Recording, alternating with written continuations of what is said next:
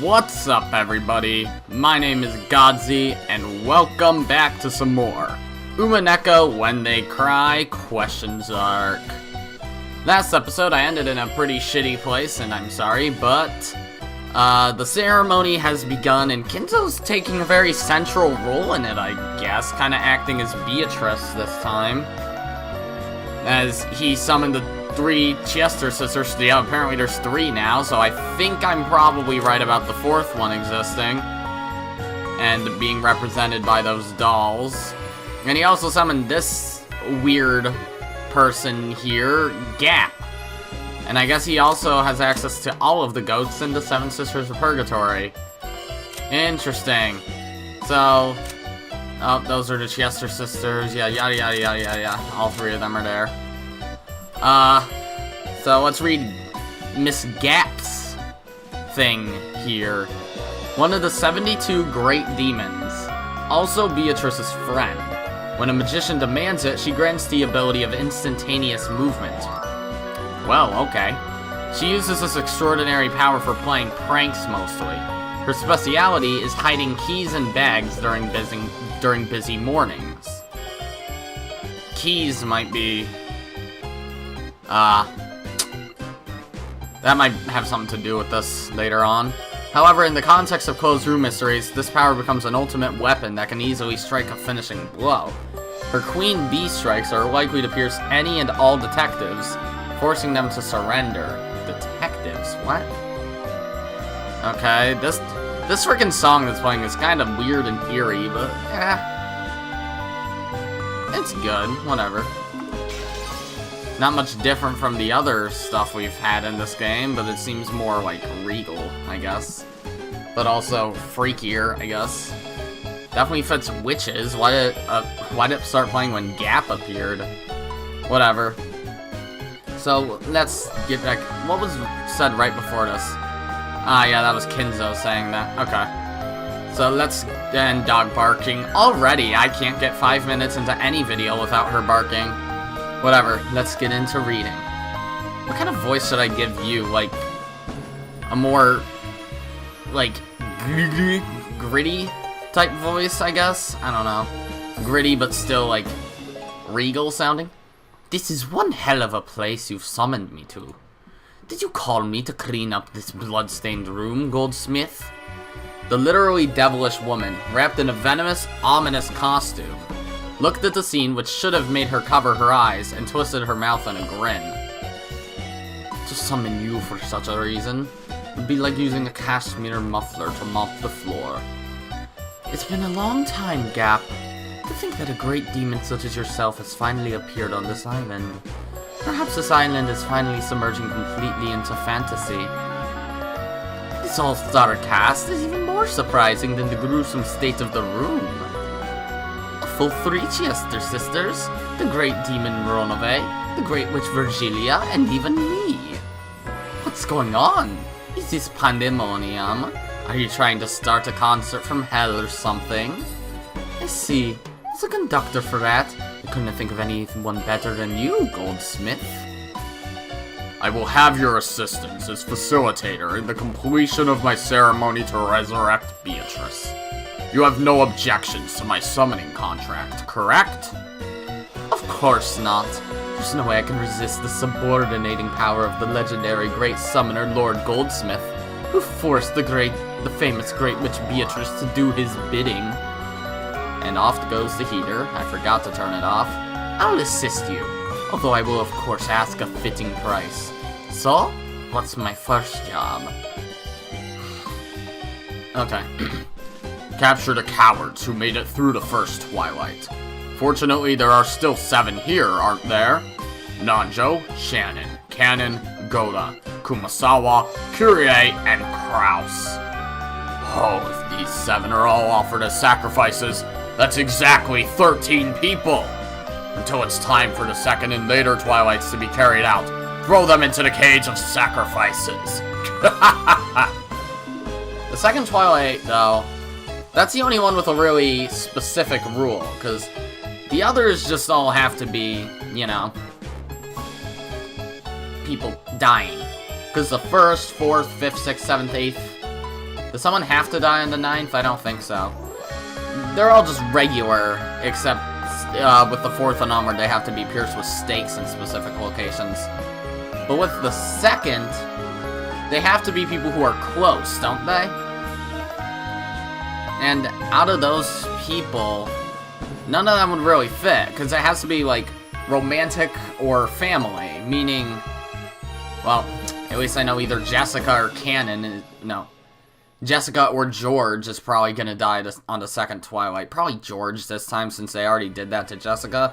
But poor Rudolph over there just died on the 1st Twilight 3 of the 4 times. Great job, retard. Hey, shut up! A cashmere mop, huh? Understood. As Gaap shrugged her shoulders, she looked at Kraus, who was still down on his butt. She glared. Then, when she snapped her fingers, Kraus was swallowed up by the floor, as though a round pitfall had opened up beneath him. Ah, what the fuck? Ugh. Ah! One down. There was no hole in the floor, but it certainly looked as though Kraus had been swallowed up by a hole and disappeared. Curious is like, uh-oh. Searching for her next prey, Gaap's gaze crossed Kyrie. She snapped her fingers. Kyrie jumped back as though repelled. Her instincts had been right. After all, in the place where she'd been until a second ago, a round jet black hole had appeared, the same kind that had swallowed up Kraus. However, before she could catch her balance, another pitfall appeared and swallowed her up. Even Kyrie had no way of eluding Gaap's capture.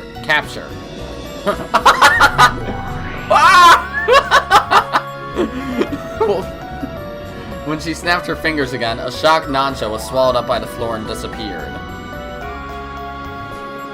Huh? When she did it again, 410 let out a short yell and jumped back. Okay. This time a slightly larger pitfall had opened, swallowing both Shannon and Cannon, who had been standing in a line by the door. Okay. But because 410 had jumped away from the door, the way was no longer blocked. Goda. Instinctively aware that he would be next, Goda dashed out through that door. Of course, Kumasawa also escaped with lightning speed, chasing after Goda. And they both get captured too, of course. As Gaap snapped her fingers over and over, jet black pitfalls opened one after another behind them, chasing them. However, they did nothing but drive the recklessly fleeing pair away and couldn't swallow them up. Goda and Kumasawa had escaped in a matter of seconds. Oh well. I've gotten slow. I let the two get away. Don't worry. We are currently locking on to the escapee targets. Data link ready. Shall we snipe? No, I cannot authorize that. They are precious sacrifices. Wait for the Master's authorization. Great Lord Goldsmith, we await your orders. It is still too soon for the coming of the 2nd Twilight. Is what the source of my magical power is whispering to me. It must not be now. Let them do as they please. It isn't as though they can escape from this island. Those two wouldn't work for the 2nd Twilight anyways, would they? Do co-workers count, too? The source of the Master's magical power is noise and risk and tests of luck. In other words, it means being fickle, it would seem. Perhaps you could also put it that way. Good work, Gaap. Let us steadily advance the ceremony from here on. Well then, that is that. Next are my grandchildren. I will test them to see whether they are qualified to become my successor. Let's see. How shall I test their qualifications? If you decide that they're qualified, do you intend to abandon Beato's resurrection? Of course. And despite that, I will test them. Perhaps a woman cannot understand that contradiction, nor my madness. Well, apparently, men are as weird as ever. I don't get the very concept of playing around with risk. Oh my, and I thought you loved that sort of thing. Of course. If a man whispers to me about dangerous risks in love, I go head over heels. But only if he's hot. Be quiet. Try to refrain from whispering. Truly noisy women. But at least they aren't boring. This is what makes summoning so pleasant. All of you will bear one side of the scales of noise and risk in my ceremony. That is the work I expect of you. 6 brutally murdered corpses lay in the dining hall, and it was contaminated with red, gruesome decorations. It's really strange that... Because obviously these aren't random. Those 6 were all probably those... Okay, speaking from a reality perspective, those 6 were probably the ones in closest proximity to each other when the actual murder took place. I don't know who could have done it, but it could definitely have been something along the lines of Kraus and Natsuhi committed them, but Natsuhi died in the crossfire. Or same thing with Kyrie and Rudolph. Or even just Hideyoshi and Eva, or maybe the servants or someone else came through and did it. Who knows? Either way, I find it a little bit annoying that the first, second, and third games all killed, like, most of the parents, or even all of them. Well, not all of them, because there's 7 total. It's just, come on. Why kill Rudolph first 3 of the 4 times? That's especially what bothers me, since he's supposed to be somewhat important, isn't he? Being Batler's dad? Fuck it. It was now unimaginable that, until just a second ago, 13 humans had been arranged here in a well-organized manner. Kinzo lined up the famous demons and their subordinates. Now they declared the beginning of a night of overwhelming mass murders, and swore to himself that he would certainly revive Beatrice and open the door to the Golden Land.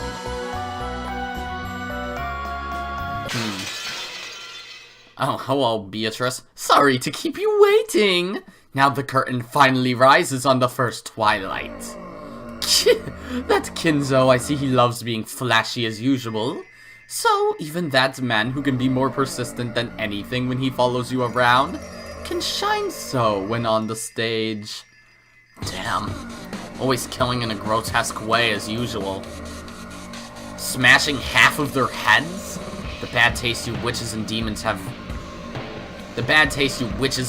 have always pisses me off. Smashing half of their heads. You see.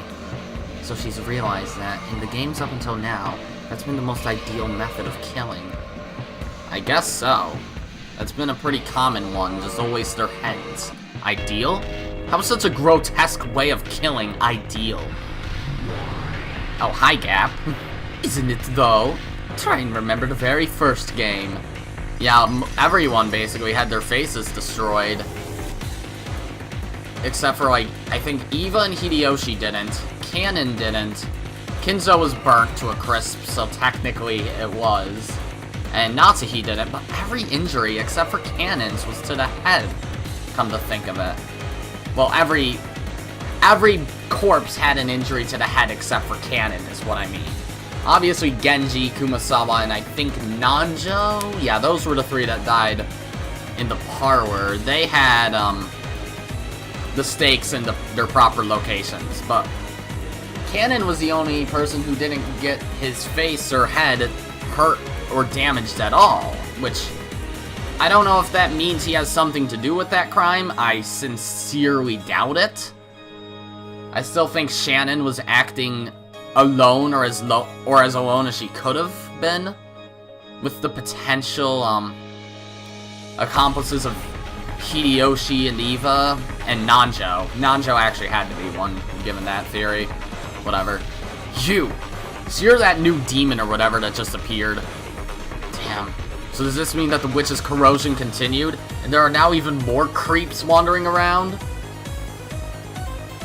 The more the witch's corrosion advances, the more Rokanjima tilts towards the spirit world. That's why strange, insane people keep appearing one by one. This island has been closed off by the typhoon, so no human can leave it, much less appear as a new character to increase their numbers. But the more the corrosion advances, the more witches and demons can appear without limit, increasing one by one. But now there might be more demons than humans among the characters appearing in this insane tale. Well, 7 Sisters of Purgatory. They technically count as demons, I guess. The 3 Chiester sisters, Ronave and Gaap. And a fuck ton of goats. So, yeah, excluding witches, I think that's all of them, right? Their numbers might be the thing that represents this mad corrosion. Yeah, I'm sure that's true. And the corrosion hasn't just affected the number of people, but apparently their fashion sense as well. If the corrosion advances any further and even more weird people appear, just what in the world will they be wearing? It's so scary, I can't imagine. Seriously, give me a break. Don't make these weird guys increase in number anymore. I can't do that. They'll keep increasing more and more. I'll defile the foolish closed circle rule humans speak of. Over and over again. Welcome to my elegant game, Gaap. It's been a long time, Reach.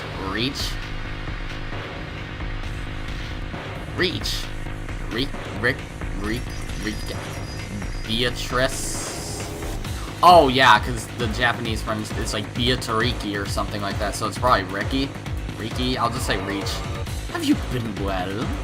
Why do I ask? You look great. Have you gotten any younger?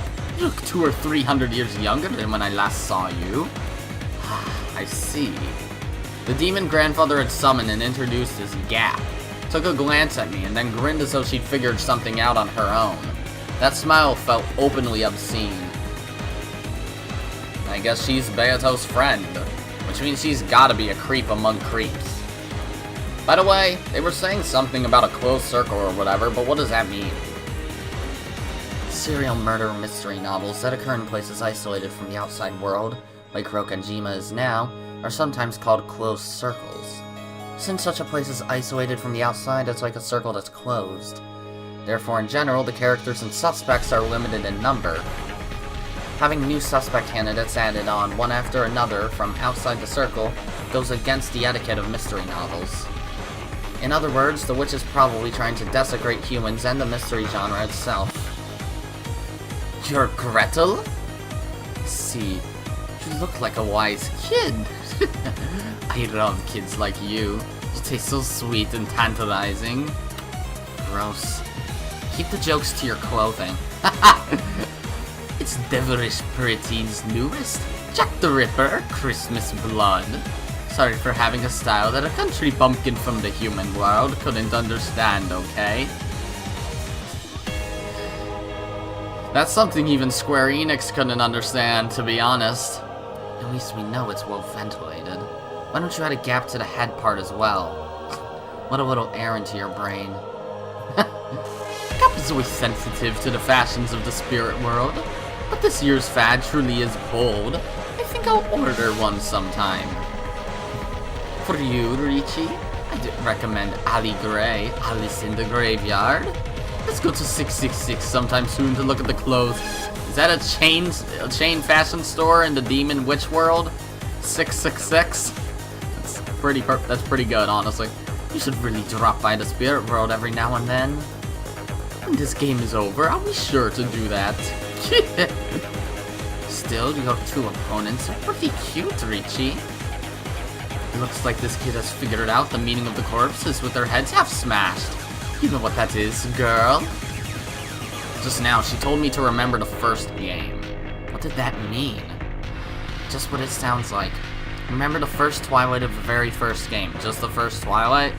When the adults' corpses were found in the gardening shed with a magic circle drawn on it. Remember? The one he was actually a part of. Yeah, that... Oh, there were CGs in that? Well, I guess that makes sense. That's back before I was using the patch, though. Episode 1, the first Twilight. Kraus, Rudolph, Kyrie, Rosa, Shannon, and Goda. All 6 of them had their heads pulverized and died. At that time, there were 2 types of corpses. Some had their faces pulverized, and some had half of their faces pulverized. That's right. Kraus and Shannon had half of their heads pulverized, right? I don't know if the other ones did. I don't think so. That's right. The ones with their faces smashed were Rudolph, Kyrie, Rosa, and Goda. The ones with the sides of their heads smashed were Kraus and Shannon. Okay, it is as I remember. At the time, I fictly created 2 types of corpses, but I realized that the former, more atrocious type was actually disadvantageous for me. Disadvantageous for you? Oh, smashing half the head makes it so you can't claim that, they are, or at least as easily claim that they faked their death, right? So that's what this is. That's right. The smashed faces might look atrocious, but that made it hard to confirm the identity of each person. For example, at that time, Uncle Kraus and Shannon had their heads half smashed. That alone was atrocious enough, but because half of their faces remained, it was easy to confirm their identities. Did people actually see Shannon's corpse then? Because that's kind of implying Battler saw her corpse, so unless she was playing dead, then that, and the CG showed her too. I think my Shannon theory just died completely randomly. Ah, shit. Then who else? Uh-oh. The first game's starting to look unsolvable to me. Ah, fuck. That's something I'll have to think of. But Dad and the other three were different. Because his face had been completely destroyed, even I as his son could only guess by inference that it had to be Dad because of his clothes and the like. In short, it remained vague until the end whether that really had been Dad's corpse. Fuck! Was it Goda then? Because I remember joking a fuck ton back then about it being Goda. How Goda, like, switched his corpse and Kinzo's. Like, Kinzo died for the first Twilight, and that was just Kinzo dressed up as in Goda's clothes. But the thing is, now, that's probably really hard to claim, because if I go over here... Like, here's Goda, look at his height, Kinzo. Oh, fuck, they are relatively the same. I'm mad. I'm incredibly mad. Was it at... Fuck it. Nope. Blah. In short, it remained vague until the end whether that really had been Dad's corpse. If this reasoning battle had taken place during the first game as well, I probably would have claimed that. Since the identities of Dad and the rest's bodies were impossible to confirm, there was a possibility that one was a fake corpse. After all, Beato didn't state anything in red during that game. That is true. Well done. Correct. A fake death is one of the basics of the mystery genre. Even if you make a doctor examine the corpse, you can't trust the results if you suspect him of being the culprit's accomplice. Therefore, corpses that can't guarantee a death for certain are always disadvantageous for the witch's side. You can suspect fake deaths for all corpses, hypothesizing that one or more of them is the culprit for the crimes that follow. It's a move Battler doesn't like, but it's the most elementary move to use against a witch. Yeah, that's right. That's why Beato started using the red. With the red truth, she can carry out a perfect autopsy. That's how it is. Normally, for the first Twilight, I would use the red truth right away, confirming the deaths of these 6. However, as you know, my battle strategy this time is the complete opposite of previous games, and I'll now use red truth starvation tactics. Since you use it as a grounding from which to counterattack, I will not use the red easily. I'll make you come apart at the seams by using red in just a single place, as rarely as possible. In the end, it means I will permit all rants regarding your guesswork for all of the closed rooms, and I only have to smash one of those once with the red truth. Even though you've always teased me, once I start counterattacking, you now hole up back inside your shell. Quit kidding around.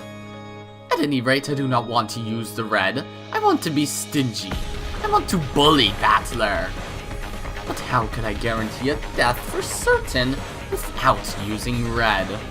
I worried and worried over it. And Gaap gave me an idea. It truly is a simple method. I just pointed out something obvious and you hit upon the idea, Richie. I simply said that if you only had to create corpses whose identity could be distinguished and whose complete death would be understood. In short, I put those two things together.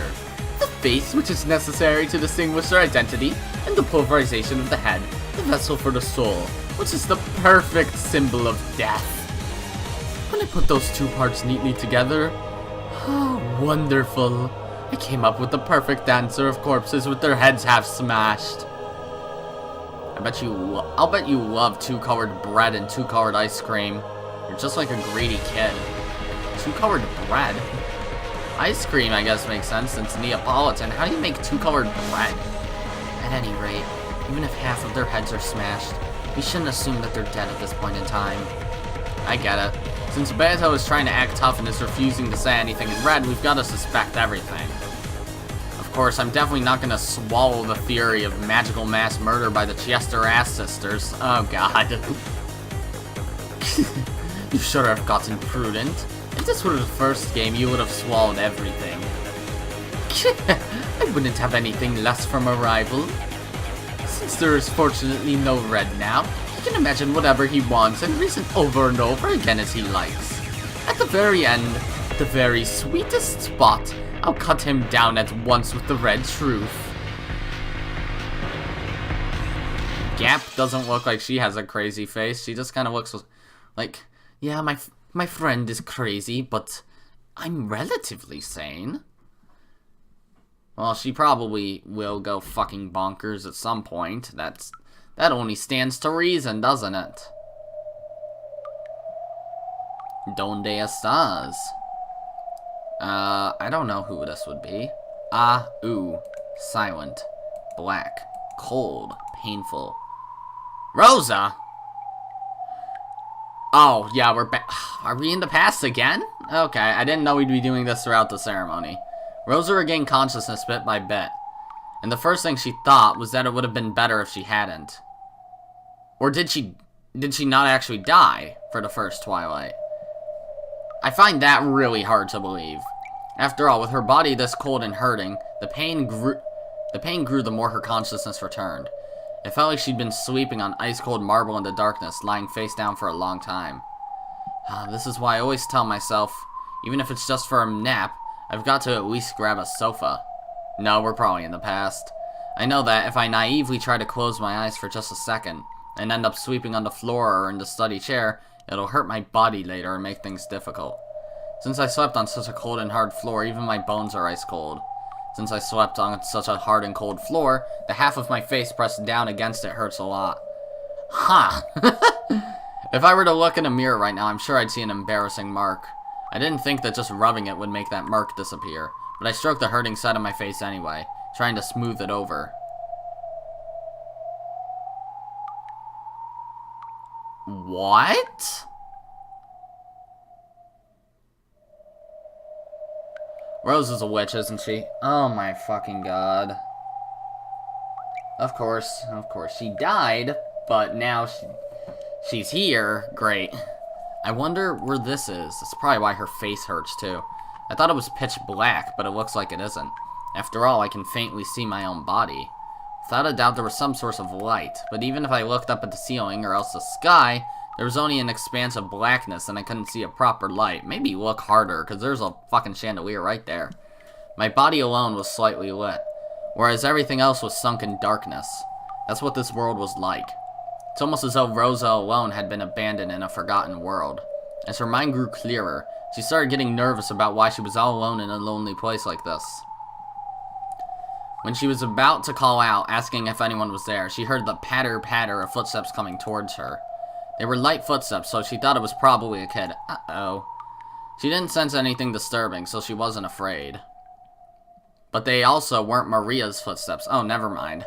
No need to go uh-oh. Actually, that's probably a bigger reason to go uh-oh, because what other kid is... Well, perhaps like Lambda Delta or Burncastle? I don't know. So, wondering who in the world would be in a darkness like this, she started in the direction the footsteps were... She stared, rather, in the direction the footsteps were coming from. As she did, a faint, approaching silhouette came into view. Oh. Shit. That makes a lot more sense, honestly, because... she says a child, she probably means a fucking child. Lambda Delta and Burncastle look at the very least 13, which is considerably older than Maria. It looked like a child much younger than Maria. Who is it? I don't know this kid. But the expression on his face was like a lost child separated from his parents. As a parent with a daughter herself, Rosa felt as though her chest had been torn apart. Ryu. Oh, fuck. That's the best thing you could have said to Rosa, Sakataro. Ugh. The instant the kid muttered that infantile word, she felt pain in the half of her face that had started hurting from the cold floor, as though it had been pierced by long, thin, hard needles. Without thinking, she pressed her hand against that side of her face. Are you alright? Does it still hurt? Thanks. I'm fine, little guy. Where are we? It's really cold. Come this way. You mustn't stay here. That child took my other hand and pulled with a grim expression on his face. Rosa didn't have a clue what was going on. However, a single honest expression on a child can often tell the truth better than 100 words from an adult. She didn't know the situation, but even so, she dashed along with him, still being pulled. But this was a world where nothing could be seen in the darkness except for their own forms. It didn't even really feel like she was moving forwards. Even though she was running, she couldn't even feel any wind. It was as though she was still inside a nightmare, that kind of unreal sensation. So even though I ran, I couldn't maintain my sense of balance, and my legs got tangled and I fell. Even in a world that didn't feel real, the pain of smashing my face against the cold, hard floor was reality itself. Are you okay? That shit again? I'm sorry. My head hurts. When the kid said that infantile word, Uryu, pain like being stuck with needles ran through my head again. Even though it had only happened twice, I was somehow able to understand that the child's word was the cause of my pain. So I said so frankly. I'm sorry. Could you stop saying Uryu? Uryu... Wait a second. Didn't I tell you to stop? Sorry. I had the feeling that this child's apology caused a sharp pain in my forehead this time. What is this child? I know there's no malice in him, but when I'm around this child, my head hurts. Are you okay? Let's go, quickly. You mustn't stay here. Why shouldn't I be here? Hey, where is this? Who are you? Where's your mama? The one who made me is you, mama. Huh? That child stared at me with round eyes. This kid's mama is me? Who? Who is this kid? I don't remember at all. Did you forget about me?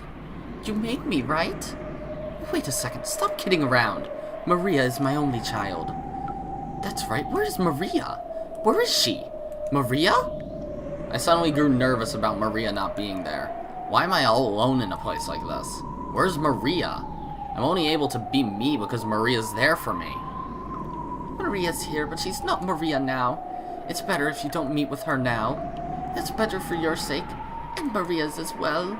For Maria's sake as well, escape. Huh? What are you saying? Where's Maria? Maria? Answer me! Maria's gonna find you. Come this way, quickly, mama. That child pulled on my hand again. I feel like Maria just is out for blood right now. He was probably pulling me in the opposite direction from Maria, so I stopped walking. Let go. Just who are you? What gives you the right to call me mama? Mama is the one who made me. Did you forget? For Maria's birthday present, you made me with your own hands. Did you forget? You couldn't be Maria's Sakutaro? Yes, the lion stuffed animal Mama made. A fierce, sharp pain struck me. It came from the palm he had grasped with his hand. When I knocked his hand away without thinking and looked at my palm. Oh shit. A hole the size of a thumb had opened there, and deep red blood gushed out.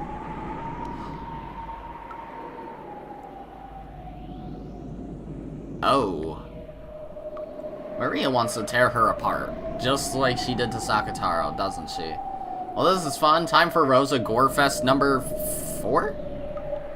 Yeah, because she died in the first, and then she had to eat a fuck ton of her dead siblings in the third, and then she died in the, she got fucking destroyed a fuck ton in the third, and then she died in the fourth, and this would be the 5th time that she's gonna have a gore fest. It was a hole so big that I could see through to the other side.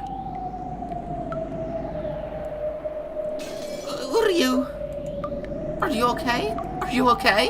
What's wrong? Sakutaro noticed my wound and panicked. As far as I could tell by looking at him, he couldn't understand why my hand had sustained a serious injury. But in my eyes, it felt like I'd been injured because he'd grabbed my hand.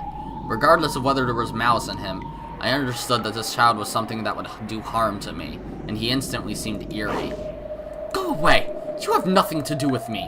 Sakutaro was just a disgusting, crappy stuffed animal, right? I don't know you. I'm not your mama. Go away! Disappear! Yeah. God damn it. Slowly, the base of Sakutaro's neck was sliced in a horizontal line. It gaped open and pitch black insides peeked out. No blood poured from it, only an empty blackness peeked out. Uh-oh. Oh, fuck. Sometimes there's actual animations in these games, and oftentimes they're actually freaky like that, but other times it's Nanjo falling. Ah! Then, from the insides of the gash, cotton snow poured out, and as bits of cotton scattered, he slumped over. Then, all that remained was a crumpled yellow cloth, and bits of cotton that looked like sticky, crushed cotton candy. Oh, fuck. A lion stuffed animal. Without a doubt, these were the remains of the Sakutaro stuffed animal I tore apart on that day, while overcome by my emotions. The instant I realized that, a long, sharp shriek that could rupture an eardrum tore the world apart.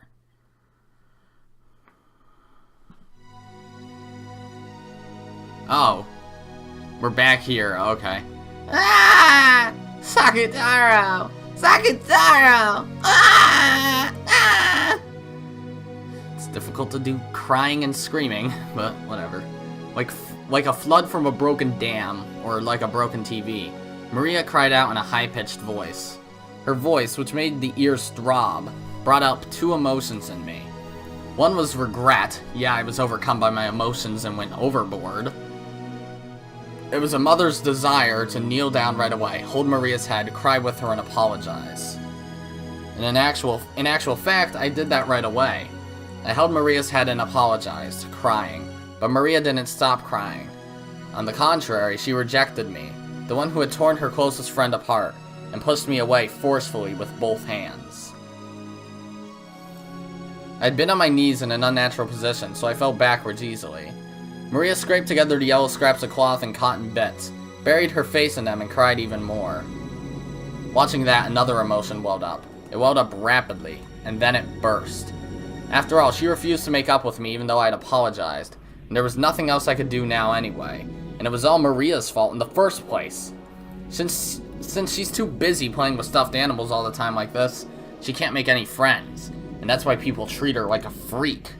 This is a perfect opportunity to give her some instructive guidance.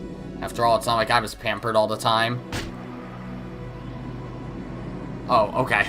I thought she just slapped her to the point where she bled. You'd have to be slapped really hard to bleed, holy shit. Everything eventually breaks, is stolen, is destroyed by someone. Even I had lots of toys and treasures stolen, broken, mocked, and thrown away by my brothers and sister and father and mother.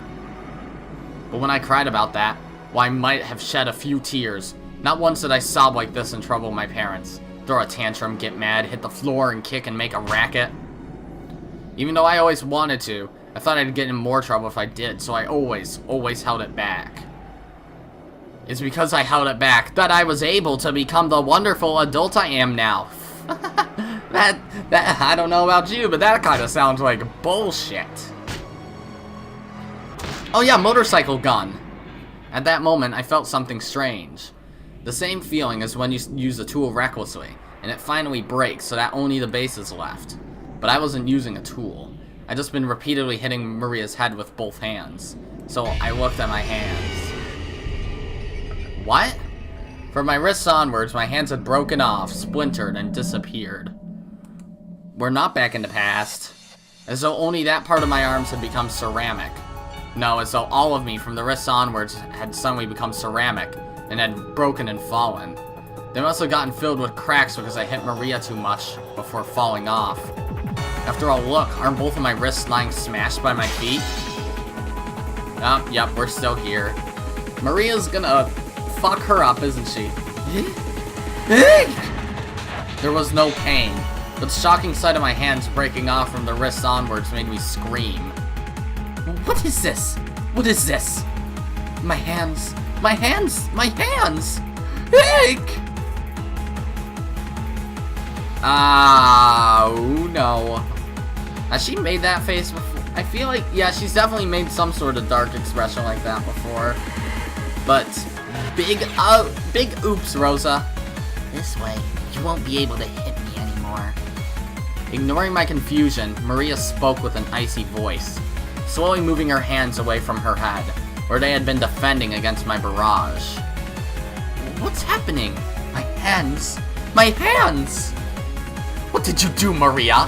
What is this? What on earth is this? Behind Maria's back, a black silhouette had appeared. It was a silhouette of an adult. Who? Beatrice? Yep. Oh fuck, and now she's in her witch outfit even. Still making the same creepy expression. If she'd used those hands for patting her daughter's head, flipping through picture books, or making more meals, it may have been worth leaving them on. Mama hit my head more than she patted it. She never opens picture books. She doesn't even make me food. I go to buy it myself. But I mustn't go to the same store more than once. Mustn't have my face remembered. Mustn't talk to the policeman. Why? Why is that? Is it my fault? Am I not allowed to have Mama pat my head, have picture books read to me, or eat dinner with Mama? Why not? Why not? I didn't do anything wrong. It isn't my fault, it's Mama's. Mama's fault. Oh shit. Mama wouldn't play with me, but Sakutaro did. He even read books, watched TV, and ate meals with me. He was a much, much better friend than Mama was. I'm not proud of it. But what am I supposed to do? I'm busy with work. Work, I tell you. You know that, right? It was unavoidable. There's nothing I can do. Why is she not more concerned about, why is she wearing that? Who's this lady? Why are my hands glass? True enough. It was unavoidable. Unavoidable that you'd injure your daughter, tearing her heart apart and making her tears run with blood. In that case, there's no avoiding the same thing happening again. Right here, right now. Come, Maria. Enough of the excuses from a woman who calls herself a mother. Can you forgive her or not? Is she innocent or guilty? I won't forgive her. Mama's guilty. I'll make Mama meet the same fate she gave to Sakutaro. Take Mama from the seam at the neck and tear her apart so we can see the cotton inside her. Maria's eyes ominously flashed blue. In that instant, invisible, massive arms stuck her fingernails out and tightly grasped Rosa's entire body. As the bones all over her body made a sound like twigs being stepped on, they cracked readily and broke apart. Rosa had understood vaguely. The massive arms were probably her own arms, from the time she'd torn Sakutaro apart. Oh yeah. From a stuffed animal's perspective, her arms certainly would have been this massive. Motorcycle gun! So she could imagine what would happen next. The sharp nails stuck deep into the base of her neck, and she heard the skin tearing with her own ears. Then, as the two witches watched over her, Rosa's flesh was split in two, top and bottom. When Sakutaro had been torn apart, bits of cotton had flown about like snowflakes. But in Rosa's case, something like black, thick tar came out, filthily flying all over the place. There wasn't even a trace of the red of blood. It was something black, filthy, and thick. It was probably what a bloodless, tearless human kept inside their body. Oh god. This is incredible! Hideous! What filthy insides! Splendidly done, Maria! Well then, is this enough for your revenge? Can you forgive your mother or not? Innocent or guilty? I can't forgive her. Still can't forgive her. She's guilty! When Beatrice brandished her pipe cane, gold butterflies seeped up and restored Rosa's broken flesh in an instant. Just try the chair, Rosa.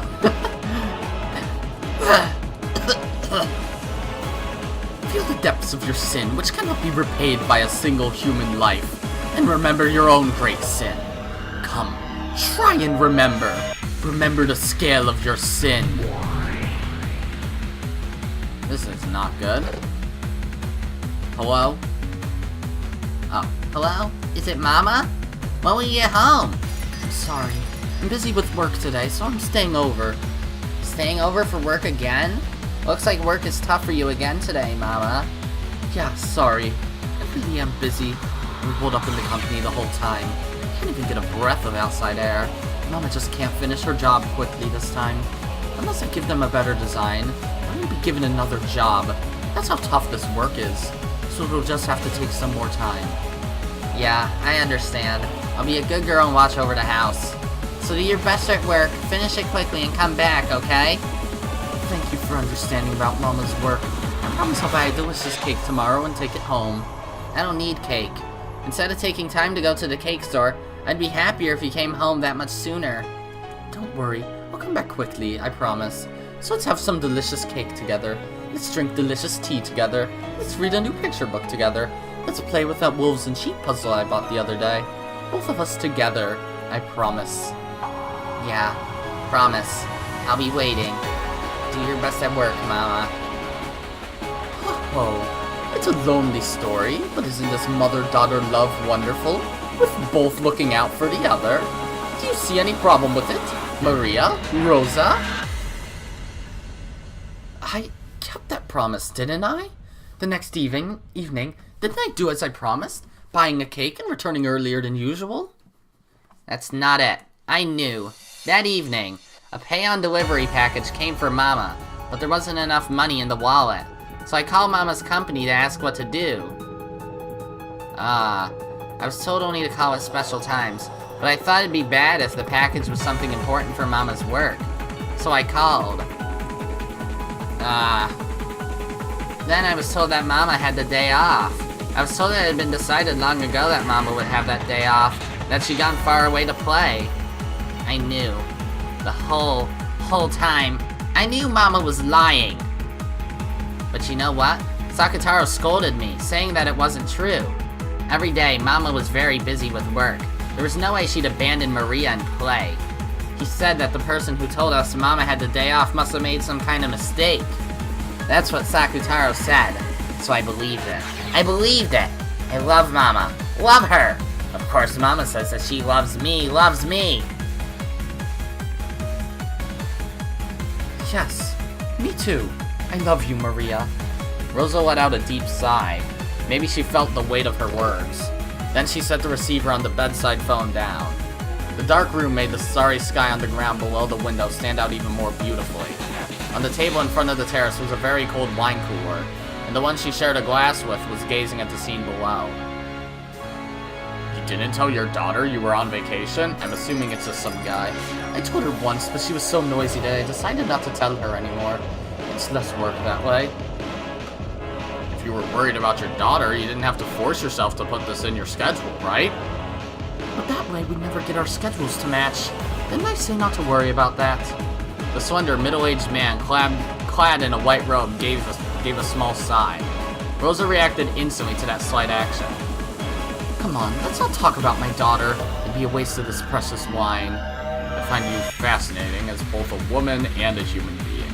But for that very reason, I feel bad about taking so much of your time to estrange your relationship with your daughter. Don't I always tell you not to worry about my relationship with my daughter? I try not to talk about her when I'm alone with you, okay? I wouldn't even have phoned from here if it weren't for the noisy drunk laughing stupidly in the lobby downstairs. Rosa, can't you reconsider taking sudden vacations like this in the future for your daughter's sake? Isn't it enough if we only meet when our schedules match? Our schedules will never match up that way, right? And I always want to be with you. That's a child's way of loving.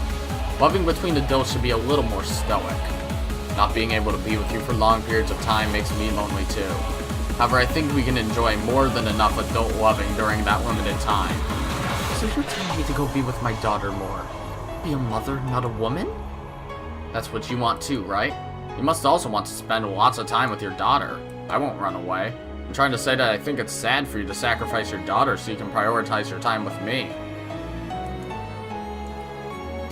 Did you get back on good terms with your wife? Looks like you've had about enough of being separated from her. I don't want to talk about my wife. Just like you don't want to talk about your daughter.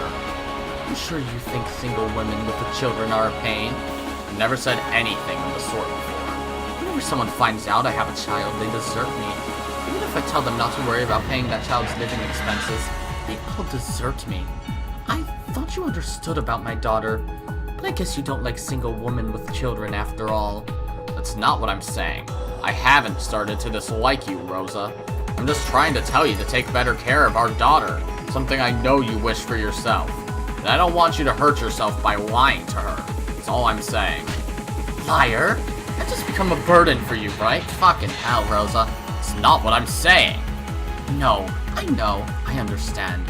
After being abandoned so many times because of that child, I know. I can tell by your mood. Yes, you're already like those other men. You don't want a woman with a child. You don't want a divorce because... Wait, you don't want a divorcee because that's a pain. You don't want to become the parent of a child made with another man, right? Yes, that's right. I totally get it. I once went out with a man with children, so I really get how you feel. That's why I believed I'd be able to be together with you, a person who understood about my daughter. That's right. You were always in the way. Ah, shit. If only you didn't exist, I would have been able to grasp my happiness as a woman long ago. Because you exist, you were always in the way of my happiness. Even I didn't want you to be born. No, that's not it. I thought I might be able to build a happy family together with you. But that man disappeared right before your birth. He said he'd build a warm family with me, tricked me, and disappeared from my sight for all eternity. Only you were left. No love or memories or anything remained. Where did that man go? He probably just turned my days with him into a warm memory and met with a new love. And this time, he might have been able to create a happy family. And as for me, I have you. I can't even look for a new love. Men can go between women as they like and brag about it. But for a woman, for me, I have you. I had you as a stone weight. And because of you, I can't search for romance. I can't find love, and I can only live alone. No, I wasn't even allowed that. I wasn't even allowed a night to drink myself drunk all alone. Who are you? Who? You wasted my life, and won't even let me have a new life. Just who are you to my life? Die. Disappear. I've hated you since the time you were born. I've hated you since the time you were in my womb. I've been doing my best to act like a good mother so that I'd be accepted by the outside world. Yes, I've done my best. As I've watched other women of my generation praise being single, sometimes playing with passion or even being joined with someone in love, I was stuck being both a mother and a woman. Whoever showed appreciation for my efforts. No one admired me. No one praised me. I got what I deserved. Second-hand goods. Divorcees should die. You don't want anyone who's not a virgin. I'm the one who doesn't want anything to do with you, you damn inexperienced virgin brats. I'm so desperate. I probably looked like an easy woman to you. Yes, I was desperate. You probably couldn't imagine how desperate a woman like me, who's still at the age where she wants to know love, was. When I realized that my time was being filled with work and caring for my child, so I'd probably grow old and end my life still like this.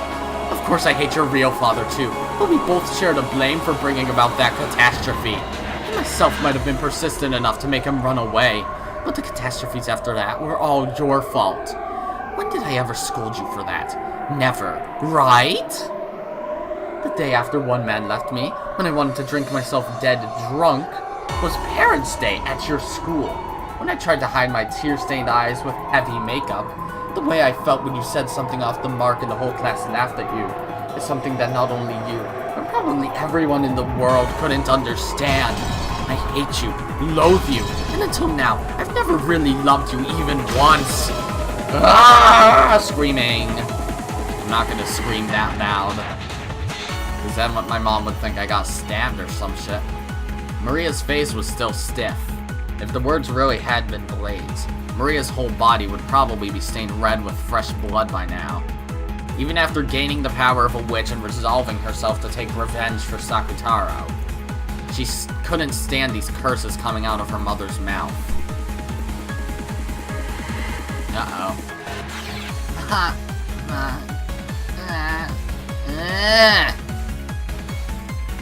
Ugly.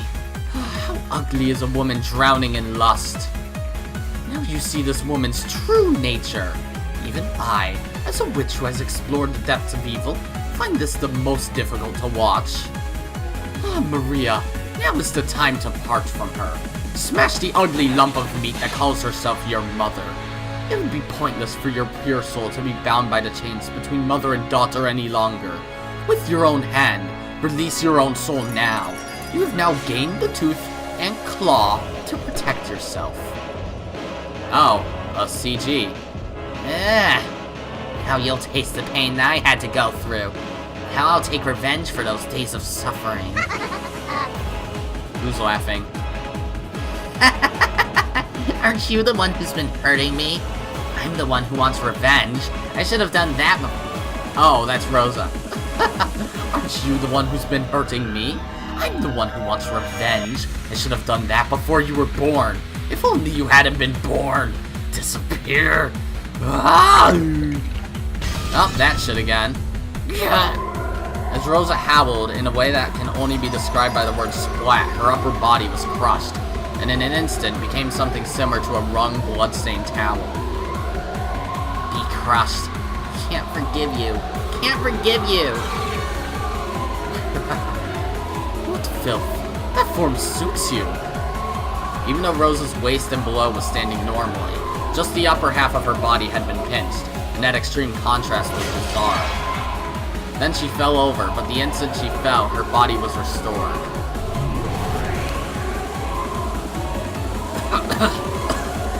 You die! Come, Maria. Is this the limit of your anger and sadness? Now is the time for revenge. Time for the settlement of anger and sadness. Hit her. Spit it out. Push out all of the wedges driven into your chest and fling them back at her. Ugaho!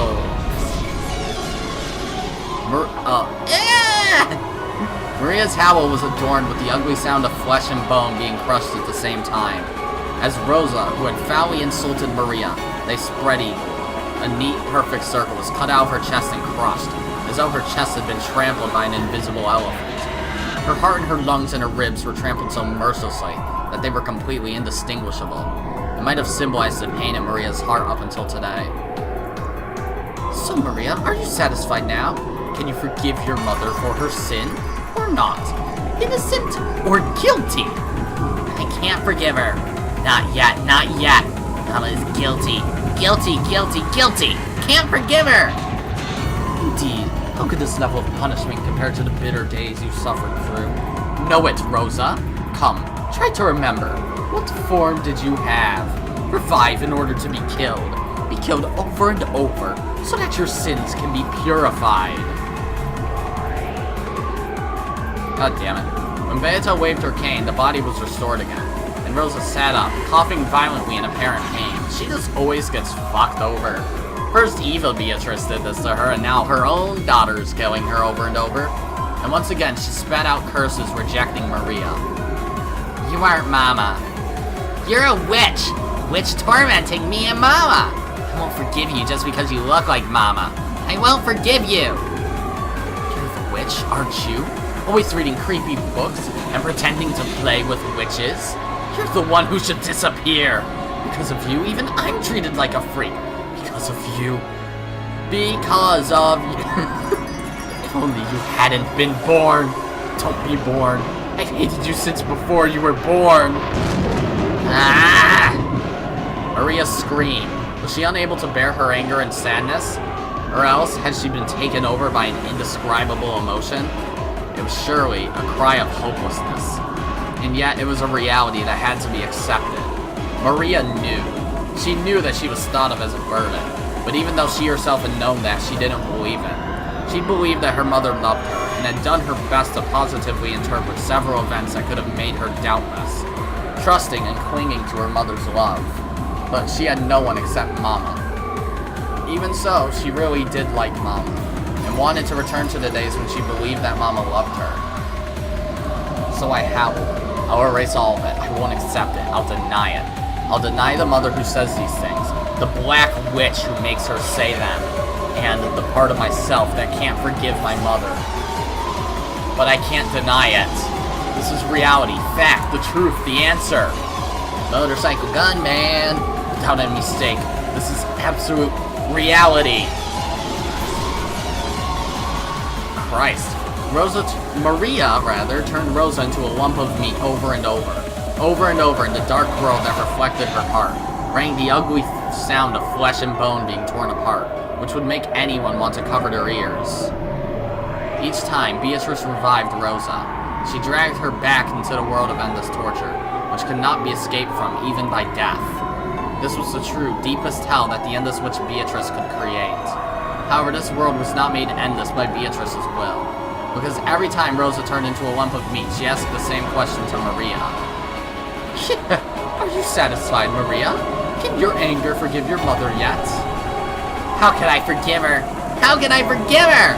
I won't forgive. Won't forgive her! I'll teach you all of my pain. Teach you much, much more. Still not enough. Not close to enough. Since I was born, since before I was born, I can't get rid of the anger and sadness of being neglected so long. I hate you. Hate you.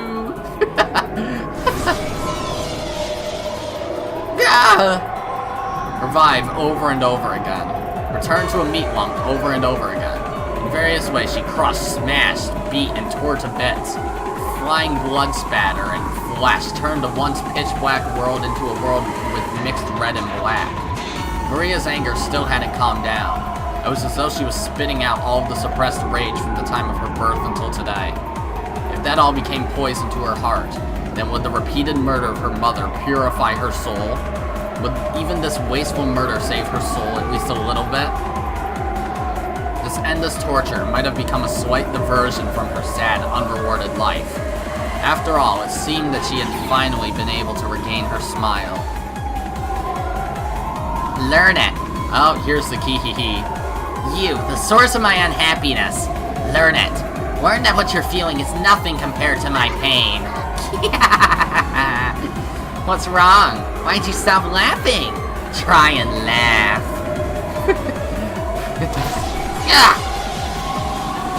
Half of her skull collapsed. Eyeballs flew out and black cranial fluid gushed. Fragments of teeth scattered. Come on. Revive. Try and laugh. Come on. Come on! Blue Falcon! Her whole chest along with her ribs turned inside out, exposing her filthy innards. All of them writhed like some kind of impure creature. Come on, come on, come on! Revive! Can you still laugh? Can you still laugh? Rosa couldn't laugh anymore, but her face was laughing. It was filled with a twisted laugh, and covered with a malice that rejected her unwanted daughter. I erased that laughing voice. Next, I'll erase that laughing face. I'll erase it, I'll crush it, I'll tear it to bits. Oh, shit. Calm down, Maria. Laugh. Try and laugh, Mama. What's wrong, Mama? Let's wake up, read a picture book, and go to take a walk. Let's say we love each other. Make a promise for next Sunday. Let's go shopping. Let's go to the movies. And of course you'll break that promise. Isn't it fun, Mama? Isn't it fun, Mama? I'm playing with Mama now, right?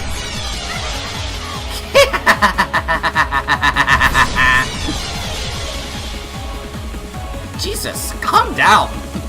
That's right. You are now playing with your mother, having fun with her. Tell me how you feel right now. I don't believe it's anger or sadness or pain. Yeah, that's right. I get it, Beatrice. I'm having a lot of fun now. I'm playing with Mama, so it's tons of fun. And even though I'm just killing Mama over and over again, she can be revived with just a single bit of magic. I took care of my toys because I couldn't fix them if they broke. But if the toy could be fixed, I'd want to break it over and over again.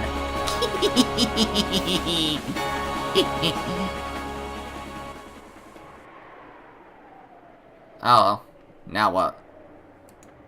But Sakutaro won't be fixed. He can't be fixed. Because Mama, who made him, Mama, who gave birth to him, won't acknowledge him. I wasn't acknowledged by Mama either, was I? So the broken Maria won't be fixed either.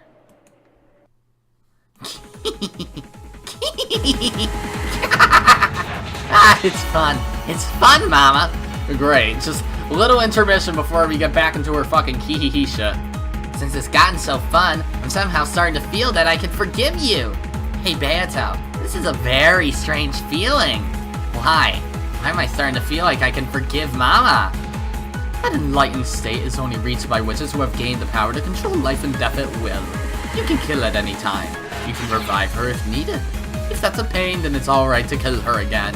Once you've learned that you can do this at any time by simply snapping your fingers, all nonsense spoken in the world of humans becomes a chirping of insects that isn't worth listening to. You didn't begin to think about forgiving your mother because your eyes were open to your mother's love. It was because now you stand at the entrance to the world of true witches. Welcome, Maria, to the profound and sweet world of witches. I've done it. Maria is no longer Maria. I may still be an apprentice, but I've surpassed the human world. I am now the apprentice witch of origins, Maria! There's nothing to frustrate me, nothing to make me sad. Mama, I'll forgive you. I'm sure I can forgive you. I think I'll be able to forgive you after doing just a bit more. After all, I'm a witch.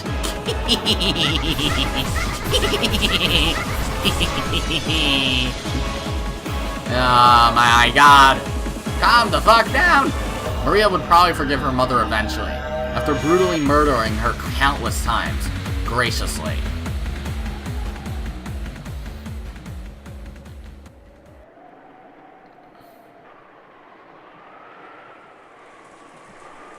Okay, that was completely fucked.